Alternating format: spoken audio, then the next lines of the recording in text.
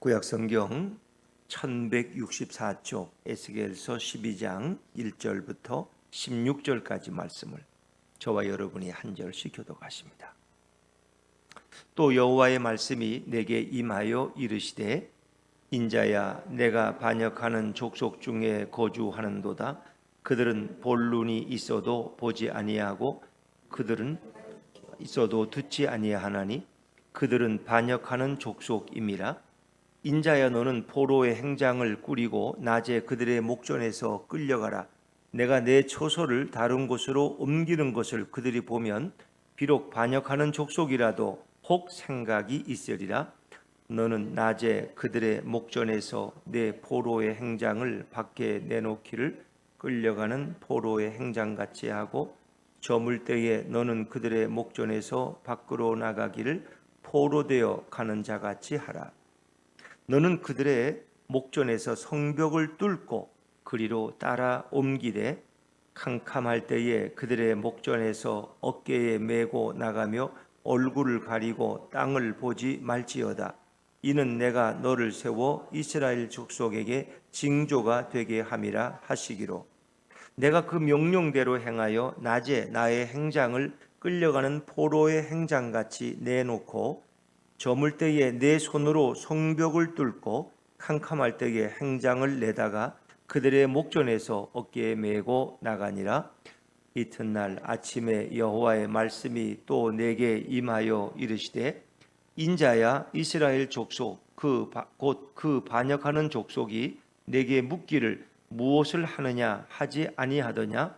너는 그들에게 말하기를 주 여호와의 말씀에 이것은 예루살렘 왕과 그 가운데에 있는 이스라엘 온 족속에 대한 묵시라 하셨다 하고 또 말하기를 나는 너희 징조라. 내가 행한 대로 그들도 포로로 사로잡혀 가리라. 무리가 성벽을 뚫고 행장을 그리로 가지고 나가고 그 중에 왕은 어두울 때에 어깨에 행장을 메고 나가며 눈으로 땅을 보지 아니하려고 자기 얼굴을 가리리라 하라. 내가 또 내 그물을 그의 위에 치고 내 올무에 걸리게 하여 그를 끌고 갈대아 땅 바벨론에 이르리니 그가 거기에서 죽으려니와 그 땅을 보지 못하리라. 내가 그 호위하는 자와 부대들을 다 사방으로 흩고 또 그 뒤를 따라 칼을 빼리라. 내가 그들을 이방인 가운데로 흩으며 여러 나라 가운데에 해친 후에야 내가 여호와인 줄을 그들이 알리라. 그러나 내가 그중 몇 사람을 남겨 칼과 기근과 전염병에서 벗어나게 하여 그들이 이루는 이방인 가운데에서 자기의 모든 가증한 일을 자백하게 하리니 내가 여호와인 줄을 그들이 알리라. 아멘. 할렐루야. 네, 오늘도 주님의 은혜가 우리 모두와 함께 하기를 간절히 바랍니다. 우리는 어제 11장 마지막 부분을 나눴습니다. 그 마지막 부분은 여호와의 영광이 예루살렘 성을 떠나고 여호와의 성전을 떠나는 그런 마지막 장면으로 끝나게 되죠. 우리 11장 23절 말씀을 다시 한번 읽어보죠. 11장 23절입니다. 시작. 여호와의 영광이 성읍 가운데에서부터 올라가 성읍 동쪽 산에 머무르고. 여호와의 영광이 예루살렘 성전에 머물렀던 그 영광이 이제 예루살렘을 떠나는 마지막 장면이죠. 성읍 동쪽 산에 잠깐 머물렀다가 떠나시는 거죠. 이 성읍 동쪽 산이 뭐냐? 감람산이라고 합니다. 감람산. 예수님께서 감람산에서 승천하셨던 거죠. 예루살렘이 내려다 보이는 그 감람산에 여호와의 영광도 거기에 잠시 머물렀었다. 아마 하나님의 마음도 그럴 거예요. 내가 늘 임재하던, 내 이름을 두던, 내가 영광으로 임했던 이 성전을 떠나는 하나님도 굉장히 아쉬웠을 거예요. 그러나 하나님은 거기서 더 이상 머무실 수가 없어요. 왜? 거기는 죄악으로 가득 찼기 때문에. 성전도 이미 은밀한 곳에서 우상 숭배가 자행되고 있었기 때문에 하나님의 영광은 거기에 더 이상 머무르질 못하고 그 성을 떠나요. 그리고 이제 예루살렘에 갔던 에스겔은 하나님의 영이 다시 그를 바벨론 땅으로 다시 끌어가시죠. 그래서 오늘 12장은 그가 바벨론 땅에 포로되어서 2차 포로로 끌려가서 거주하던 그 상황 속에서 다시 하나님의 말씀을 예언하는 내용으로 되어 있어요. 이제 여호와의 영이 떠났다는 것은 예루살렘의 운명은 끝났다는 거예요. 여호와의 성전은 곧 파괴돼. 왜? 하나님이 계시지 않은 성전이 무슨 의미가 있어요? 하나님의 영이 떠나면은 그건 성전일 수가 없는 거예요. 이제 거기에는 파괴와 멸망만이 남아 있는 거예요. 그래서 12장부터는 이제 예루살렘에 대한 그 멸망, 그들이 포로가 되어 끌려갈 것을 구체적으로 에스겔은 또 예언하고 있는데 하나님이 에스겔에게 말씀하시는 거죠. 자, 우리 12장 1절과 2절 말씀, 12장 1절과 2절 말씀을 다시 읽어봅니다. 시작. 또 여호와의 말씀이 내게 임하여 이르시되 인자야 내가 반역하는 족속 중에 거주하는도다. 그들은 볼 눈이 있어도 보지 아니하고 들을 귀가 있어도 듣지 아니하나니 그들은 반역하는 족속임이라. 아멘. 이 내용을 보면은 이미 바벨론 땅에 와서 있지만 사실은 이제 바벨론 포로로 1차, 2차 끌려왔던 자들도 뭐 패역한 죄인들은 마찬가지예요. 예루살렘 성 안에 있는 자들이나 아직 바벨론 포로로 끌려온 자들이나 다 그들은 패역한 자들이에요. 이제 그들에게 하나님은 에스겔을 통해서 예언하라는 거예요. 너는 반역하는 족속 중에 거주하는도다. 그들은 볼 눈이 있어도 보지 아니하고 들을 귀가 있어도 듣지 아니한다. 왜? 그들은 완악한 자들이기 때문에. 그들은 반역하는 족속이라는 것은 패역한 족속이에요. 완고하고 아주 완악하고 하나님의 말씀을 들어도 전혀 귀를 기울이지 않는, 그 많은 기적과 이사를 보여줘도 보려고 하지 않는, 믿고 싶은 것만 믿고 보고 싶은 것만 보는 사람들 있죠. 누가 무슨 말을 해도 안 믿어요. 안 들어요. 안 봐요. 왜? 내가 믿고 싶은 것만 믿고 내가 보고 싶은 것만 보고.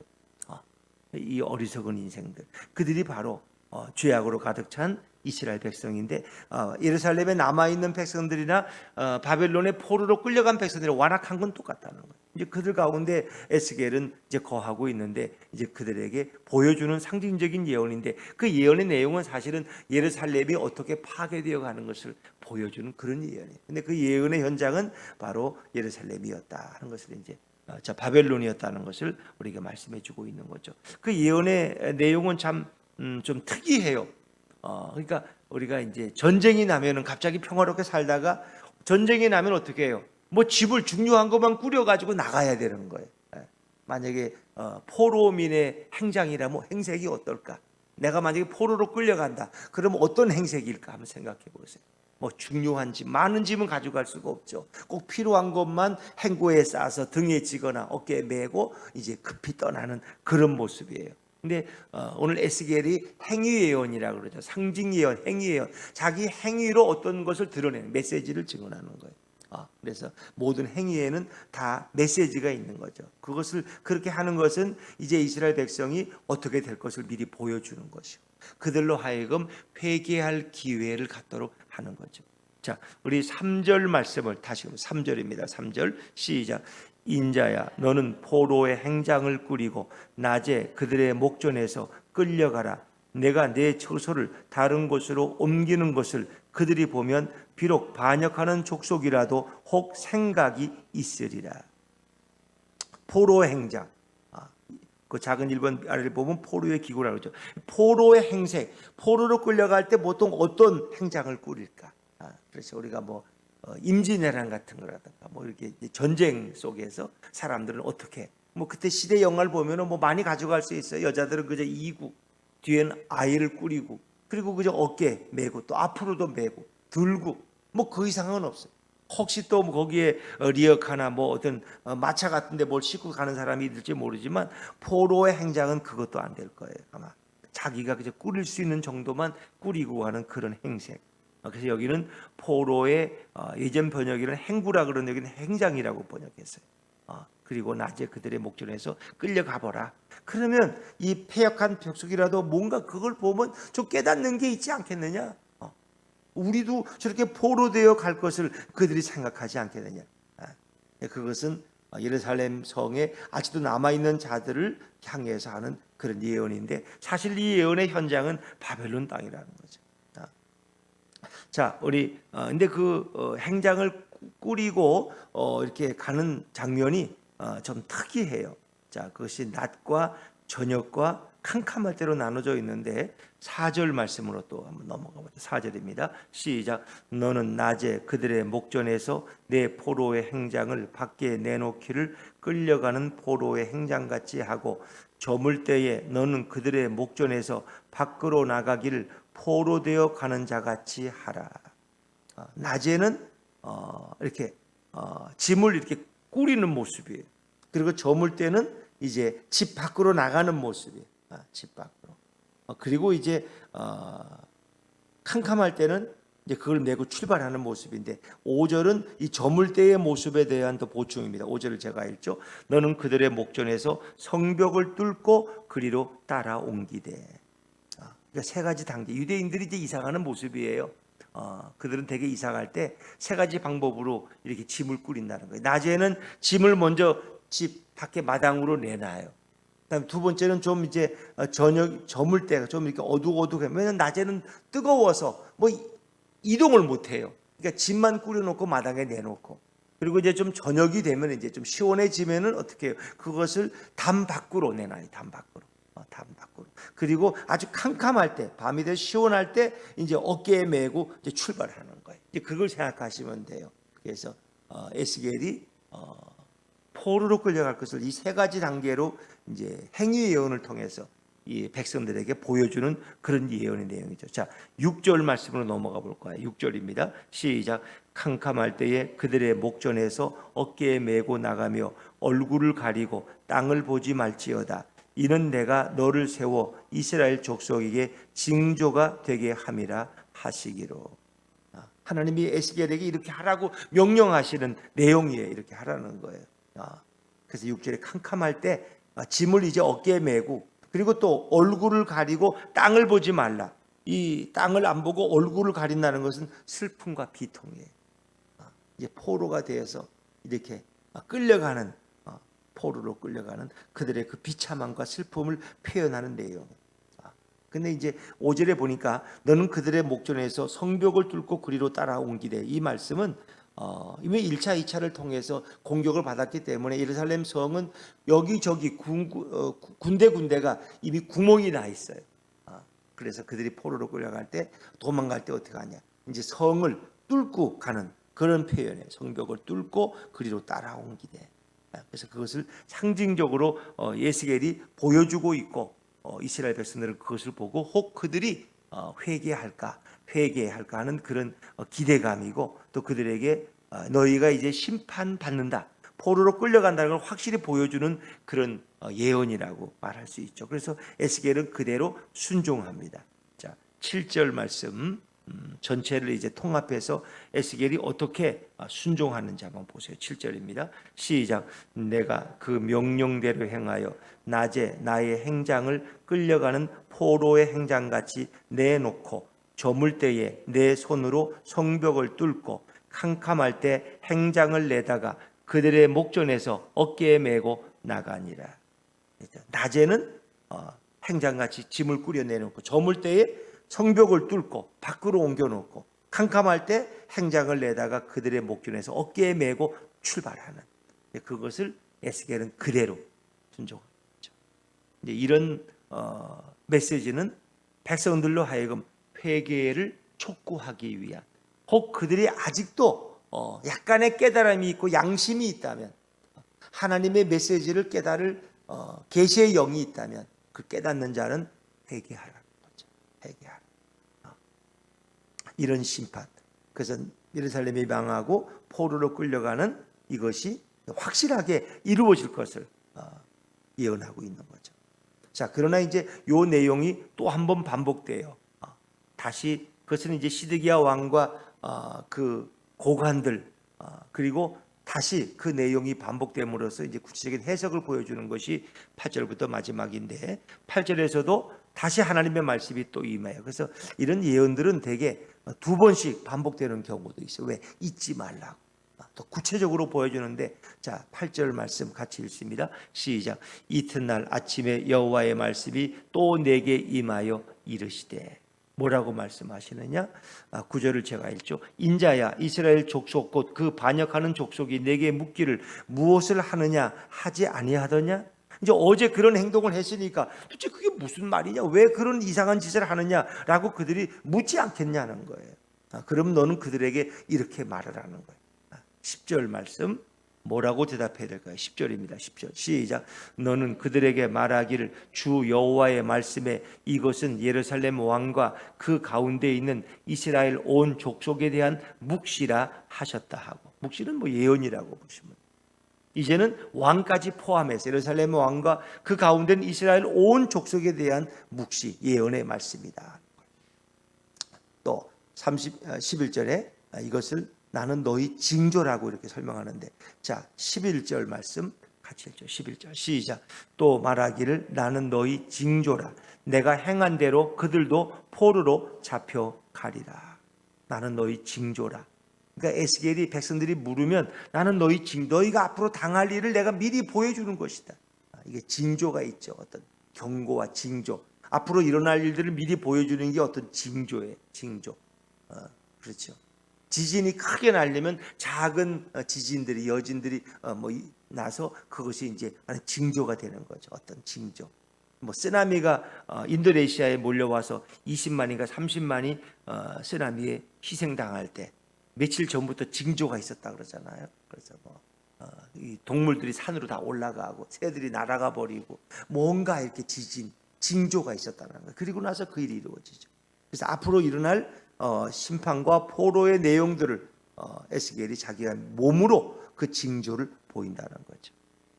자, 그러면서 이제 이건 왕과 그 백성이 행할 일을 가리키는데 구체적으로 왕에 대한 것을 설명하고 있습니다. 12절 말씀입니다. 12절 시작. 무리가 성벽을 뚫고 행장을 그리로 가지고 나가고 그 중에 왕은 어두울 때에 어깨에 행장을 메고 나가며 눈으로 땅을 보지 아니하려고 자기 얼굴을 가리리라 하라. 이걸 이제 예루살렘이 멸망당할 때 BC 586년에 일어날 일들을 미리 보여주는 거예요. 이것은 이제 최후의 멸망이죠. 1차, 2차로 뭐 포로로 가지만 이제 그러고 나서 3차 포로로 끌려오는 상황인데 그것을 미리 보여주고 있는 거예요. 근데 왕은 어두울 때, 이 마지막 왕은 시드기야죠. 왕은 어두울 때 어깨에 행장을 메고 나가며 눈으로 땅을 보지 아니하려고 자기 얼굴을 가리리라. 어찌 보면 이제 이 상황은 일반 백성과는 좀 달라요. 왕이 자기 얼굴을 가려서 자기 변신하는 거예요. 변장. 백성들 앞에 창피하고 들키면 안 되니까 이제 너무 위험해서 그래서 바벨론이 3년 동안 예루살렘 성을 포위하고 있다가 이제 그 성이 허물어질 때 에스겔은 이제 행장을 꾸려서 마치 피신 가는 것처럼 자기 호위병 몇 명을 데리고 성벽을 뚫고 도망가는 그때 상황. 그래서 자기 얼굴을 가린다는 것은 슬픔과 비통함의 의미도 있지만 자기를 변장하고 그리고 도망가는 그런 모습을 에스겔이 보여주고 있는 거예요. 근데 이제 하나님이 시드기야를 그냥 무사히 도망가게 내버려 두질 않아요. 하나님이 그 죄악 많은 범죄한 시드기야 왕을 붙들고 체포당하고 거기서 불행을 당하게 하죠. 그것이 이제 마지막 죄에 대한 경고죠. 자, 13절 말씀 같이 읽습니다. 시작. 내가 또 내 그물을 그의 위에 치고 내 올무에 걸리게 하여 그를 끌고 갈대아 땅 바벨론에 이르리니 그가 거기에서 죽으려니와 그 땅을 보지 못하리라. 시드기야와 일반 백성들의 운명이기도 하지만 특별히 왕에 대한 그래서 마지막 예루살렘 멸망당할 때 그는 자기 호위병을 끌고 도망가요. 한밤중에 자기만 살려고 결국 그렇게 버티다가 근데 하나님이 그가 가는 곳에 그물을 친다는 거예요. 새를 잡듯이 그물을 친다는 건 하나님이 시드기야를 풀어주지 않는다는 거예요. 그리고 그가 내 올무에 걸리게 다 이렇게 하는 분이 누구냐? 하나님이 그를 용서하지 않으시. 그리고 그가 끌려서 갈대아 땅 바벨론까지 끌려가는데 이제 그 전에 림나라는 곳으로 가서 두 아들은 죽임을 당하고 시드기야는 두 눈이 뽑혀서 맹인이 되어서 바벨론 땅까지 끌려가죠. 그리고 거기서 죽어요. 죽으려니와 그 땅을 보지 못한다는 건 여기서 말하는 그 땅은 여기서 말하는 바벨론 땅도 의미할 수 있지만 이것은 이 가나안 땅, 이 축복의 땅으로 다시 돌아오지 못한다. 다시 약속의 땅으로 돌아오지 못해. 결국 그 땅을 다시 보지 못하는. 그래서 이제 그들이 이 약속의 땅인 가나안 땅에서 쫓겨나는 거죠. 이 땅이라는 건 축복의 표징입니다. 하나님이 애굽에 살던 이스라엘을 이끌어내셔서 가나안 땅으로 그들을 인도하셨어요. 적과 꿀이 흐르는 하나님의 약속의 땅이에요. 그 땅에 사는 자는 축복받은 백성들이에요. 그런데 거기서 범죄하고 하나님 말씀을 어기고 우상을 숭배했기 때문에 그 땅에서 내어 쫓김을 당하는 거예요. 추방당하는 거예요. 그래서 하나님과의 이 모든 축복의 관계가 끊어지는 그런 비극적인 일을 경험하게 되죠. 마치 이것을 보면은 하나님이 아담과 하와를 위해서 에덴 동산을 만드셨는데 그들이 하나님 말씀을 어기고 선악과를 따먹고 하나님 앞에 불순종할 때 결국 죄가 들어오고 그들은 에덴 동산에서 추방당. 마치 그들은 예루살렘에서 가나안 땅에서 추방당. 축복의 자리에서 벗어나. 그래서 우리가 하나님의 축복의 울타리 안에 있다는 것이 얼마나 감사. 우리가 하나님의 은혜의 그 보호를 받고 있다는 것이 얼마나 감사. 그리고 하나님과 오늘도 교제할 수 있고 그분 앞에 나아가 기도하고 그분을 찬양하고 그분 앞에 예배 드릴 수 있다는 것이 얼마나 놀라운 복인가를 잘 몰라요. 그래서 전쟁이 나면은 사람들은 예배고 뭐고 뭐 없어요. 다 생사가 오고 하고 죽어가는 시신들이 옆에 있을 때 우리가 얼마나 전에 평화로웠던가 그런 생각이 들죠. 전쟁이 났었어. 근데 이제 요즘 이렇게 우리 예배를 좀 이렇게 이제 별로 예전 코로나 이전만큼도 중요하게 여기지 않은 그런 경향이 이제 한국 교회와 또 미국 교회도 많이 있다 그래요. 예배를 중요하게 여기지 않는. 그것은 이제 이렇게 영상 예배를 드리고 이제 이런 걸 경험하다 보니까 점점 현장 예배라는 게 조금씩 멀어지는, 그러면서 예배에 대한 열정이 좀 사라지는 이제 그런 경향이 뭐 미국 교회는 더 많다 그래요. 그래서 이렇게 통계를 내 보니까 악천후가 있을 때 또 뭐 몸이 피곤할 때 잠을 보충해야 될 때 당신은 예배 갈 것이냐 집에서 쉴 거냐 그러면 거의 뭐 70%가 너무 비가 많이 오고 그러면 교회 안 가고 집에서 쉬겠다. 잠이 부족하고 피곤하면 집에서 쉬겠다. 이제 그런 응답이 미국은 더 많다. 이제 한국 교회는 그보다는 낫지만 여전히 우리도 이제 그런 경향을 따라가고 있다. 그래서 이제 그 기사에 그 국민일보 났던 그 기사의 마지막은 이제 그런 걸로 우리가 6.25 때 부산에서도 전쟁 중에도 예배를 드렸다는 거예요. 전쟁이 포탄이 날아오지만 하나님 앞에 예배하는 일은 중단해서는 안 된다는 거예요. 그래도 우리가 이제 너무나 많이 해이해지고 너무나 예배에서 멀어졌다는 거예요. 그러니까 우리가 예배 드릴 수 있다는 건 축복의 보호 안에 있다는 거예요. 그러나 우리가 이것을 벗어날 때, 만약에 북한의 김정은이가 쳐들어와서 우리가 전쟁의 와중에 있을 때, 그때는 예배 드릴 수 없는 상황이 올 때, 그리고 수많은 사람들이 죽어갈 때 무엇을 느낄까? 하나님이 주신 그 축복 안에 있을 때 우리는 그것을 감사하지 못했고 그 하나님 앞에 예배하는 일을 얼마나 소홀히 했던가를 그때 깨달았지만 이미 때는 늦었다는 거죠. 이것은 과거의 이야기로 끝나는 것이 아니라, 물론 이들에게는 앞으로 이루어질 예루살렘 멸망을 미리 예고하는 것이지만 이것은 오늘 우리 모두에게도 앞으로 이루어지는 일들이 얼마든지 이루어질 수 있음을 우리에게 경고하고 회개를 촉구하는 그런 말씀으로 우리가 읽을 수 있는 것이죠. 자, 우리 14절 말씀은 14절 말씀 같이 읽죠. 14절 말씀 시작. 내가 그 호위하는 자와 부대들을 다 사방으로 흩고 또 그들을 따라 칼을 빼리라. 이것도 시드기야 왕에 대한 거예요. 시드기야 왕의 호위병들을 다 사방으로 흩어버리고 하나님께서 그리고 그들을 따라 칼을 빼서 결국 시드기야 왕은 그런 참담한 일을 당하게 될 것이다. 그런데 이제 그들이 그 후에야, 이런 일을 당하고 나서야 하나 깨닫는 게 있어요. 하나님이 누구신가? 그분이 진정 우리가 믿고 의지해야 될 여호와셨구나 하는 걸 깨달아요. 자, 15절 말씀입니다. 15절 시작.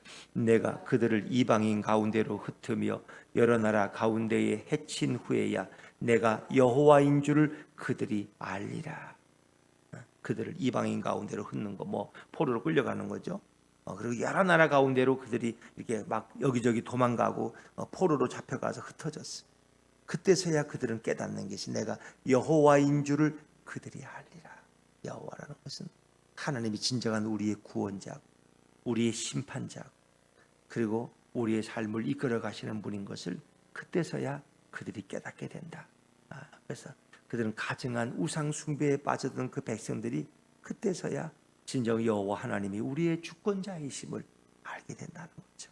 지금까지는 우상이, 바알과 아세라가 우리에게 복을 주고 우리에게 축복을 준다고 생각했는데 하나님이 우리의 모든 생사화복을 주관하시는 분이구나 하는 것을 깨닫게 되는 거죠. 오늘 우리로 보면은 예수님이 진정 우리의 생사화복을 주장하는 분임을 깨닫게 되는 것이죠. 예수님은 뭐 폼이 아니에요. 그분은 그냥 필요하면 한 번씩 부르는 그런 분이 아니에요.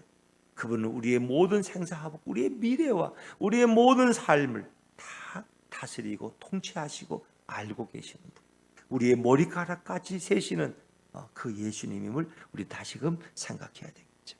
자, 그러나 이제 이 3차 그들이 포로로 끌려갈 때, 예루살렘 성이 마지막 완전히 멸망당할 때도 다 죽이진 않아요. 일부 사람들을 남겨둬서 3차 포로로 끌려가게 하셔요. 자, 16절 말씀, 마지막입니다. 16절입니다. 시작. 그러나 내가 그중 몇 사람을 남겨 칼과 기근과 전염병에서 벗어나게 하여 그들이 이르는 이방인 가운데에서 자기의 모든 가증한 일을 자백하게 하리니 내가 여호와인 줄을 그들이 알리라. 예루살렘 성이 완전히 멸망당할 때 다 죽이진 않아요. 몇 사람은 남겨둬요. 3차 포로로, 정확한 숫자는 모르지만 3차 포로로 끌려오는 자들이 생겨요. 근데 이제 하나님의 심판의 3종 세트는 칼과 기근과 전염병에 전쟁, 칼을 죽고, 그다음에 굶주려서 굶어 죽고, 그다음에 온역, 전염병으로 죽어요. 근데 그것을 다 피하게 하는 사람들이 있어요. 남은 자들. 그들은 그대로 바벨론으로 옮겨와요. 근데 그들이 바벨론으로 와서 하나 깨닫는 게 있어요. 자기의 모든 가증한 일을 자백하게 하리. 이 가증한 일은 뭐예요? 우상 숭배. 우리가 얼마나 잘못했던가. 예루살렘 성전에서 은밀한 곳에서 가증한 일들을 행했던 것을 그들은 하나님 앞에서 회개하고 자백하게. 그때서야 내가 여호와인 줄을 그들이 알리라. 그래서 이 말씀은 회개를 촉구하는 말씀. 이거 하나님 말씀에 대한 불순종은 결국 위기를 가져오고, 그것은 결국 심판을 자초하고 그 땅에서 추방되어진다는 거죠.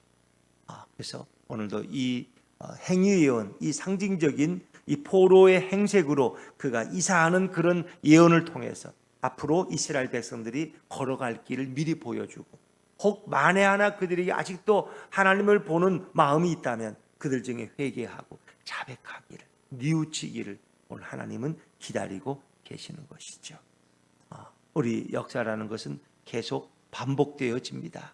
우리가 지금은 평화롭게 살아가지만은 언제 이 관계가 깨어질 때 어떤 일이, 또 지구촌에 어떤 온난화로 인한, 열대야로 인한 어떤 위험이 올지 우리는 아무도 모릅니다. 그것이 전쟁일지, 그것은 기후의 어떤 경고를 통해서 어떤 그런 재앙이 임할지 아무도 몰라요. 그러나 중요한 것은 오늘 우리가 이 말씀을 미리 보고 깨달을 수 있고, 오늘 내가 어떻게 하루를 살아가야 될 것인가, 내가 8월 한 달을 하나님 앞에서 어떻게 살아가야 될 것인가를 우리로 하여금 보게 하는 것이죠. 이 일들은 끝난 것이 아니라 오늘도 계속되어지고 언제든지 우리 앞에 나타날 수 있는 일이라는 거예요. 중요한 것은 예수 그리스도, 그분을 의지하고 그분을 바라보고 그분께 내 삶을 맡기고 오늘도 그분의 말씀에 순종하는 것임을 성경은 가르쳐주고 있습니다. 오늘도 이 말씀 붙들고 이 한 달을 감사하며 찬양하며 걸어가는 우리 모두가 되시기를 주의 이름으로 축원합니다. 기도하겠습니다.